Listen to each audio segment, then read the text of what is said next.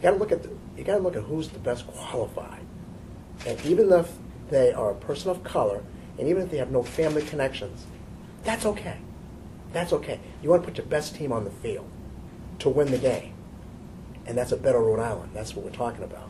We're not talking about helping relatives and family. If you want to do that, you give them extra large birthday and Christmas presents or tickets to the Red Sox, and then let them go.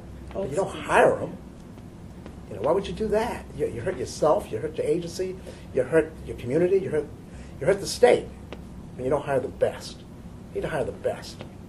And you might feel a little uncomfortable because they might not look like you. But eventually you'll say to yourself, you know what, I'm glad I did that. Now we're all better. We're all better. And Rhode Island has to start learning that. Boston has to learn that.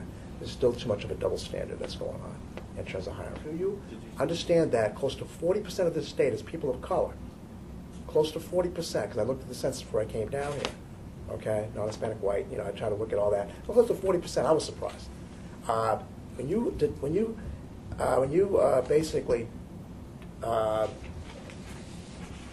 ignore that kind of percentage of a population,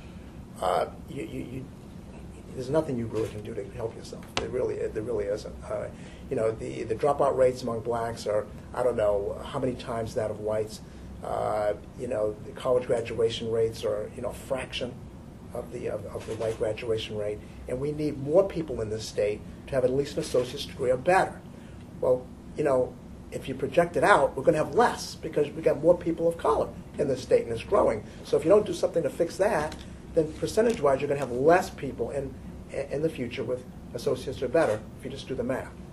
It just doesn't. You just can't ignore 40% of the population, which has been ignored, and think you're going to have a good outcome at the end of the night. It's denial, it's delusion. It just is in this kind of marketplace. Do you think that state employees have preconceived ideas of minorities when hiring? I do. I think there's a bias against people of color, of all people of color. They don't think that they're as smart, or they don't think that they are as good as, well, let me say, they probably don't think that they are as capable. I think that not everybody, but there's too large a group that feels that way. And I think a lot of that is because they're not comfortable. They don't know people of color. They've lived in lives that were devoid of people of color, so they're not comfortable. They're leery. But I do think fear that of the unknown. Yeah, fear of the unknown. But once I think that they end up working with people of color and see how extraordinarily talented they are, they're the biggest advocates. They're like, you know, wow. I mean, who's the biggest advocates nationally in terms of affirmative action? It's the military, okay?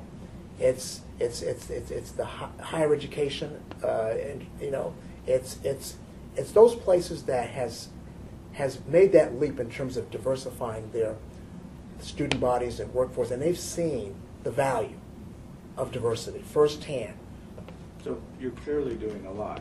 The question is... We are doing a lot. NAACP, the group is doing a lot. But everyone agrees the state's in a crisis. We're in a crisis. And demographics say that you have the numbers on your side, in a way. Have you been aggressive enough? Do you need to be more aggressive? I think I need to be more aggressive. I think I need to be more aggressive. I think, I mean, I know Deborah Gist, Commissioner Gist, and we've talked, and you know, and you know, many times. She's been on my show. Yeah. A couple of times. You know, I know, you know, like I said, Nancy Carullo, you know, she's been on my show. I mean, but I guess it needs to be a more concerted effort, and we need more. I need more help. Yeah. I need more help.